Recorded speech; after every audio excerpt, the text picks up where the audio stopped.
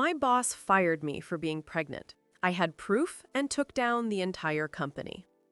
My boss fired me 3 days after I told him I was pregnant, said I wasn't committed to the company anymore and my position was being eliminated. Except I'd been recording our conversations for months because I knew something like this was coming. And what started as me fighting for my own job ended with taking down an entire company, exposing years of illegal discrimination, and walking away with a settlement that changed my life. Let me tell you exactly how one illegal termination brought down a multi-million-dollar operation. I need to give you some background about the company and my boss because this didn't come out of nowhere. There was a pattern, and I'd been watching it for 2 years. I worked at a marketing firm, mid-sized company, about 150 employees, did digital marketing and brand consulting for corporate clients. I was hired as a senior marketing strategist 3 years ago when I was 27. The pay was good, the work was interesting, and at first, everything seemed fine. My boss's name was Greg. He was the vice president of operations, which meant he oversaw about 60 people, including me.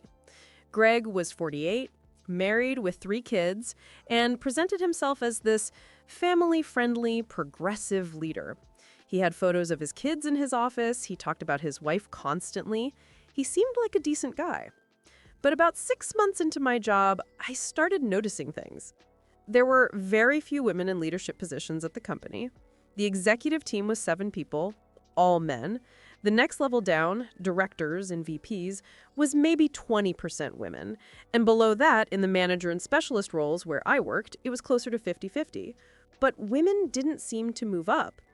I watched 2 different women on my team, both incredibly talented, both with more experience than me, get passed over for promotions that went to less qualified men.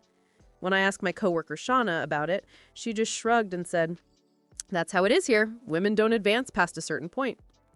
Then I started noticing the pregnant women.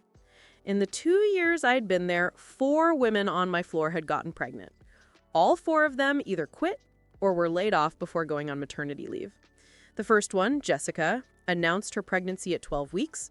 2 months later, she was let go during a restructuring.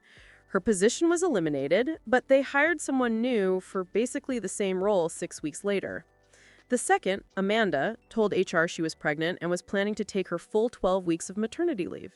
She was fired 3 weeks later for performance issues, despite having gotten excellent reviews her entire time there. The third, Rochelle, was open about her pregnancy from day one. She was terminated during her second trimester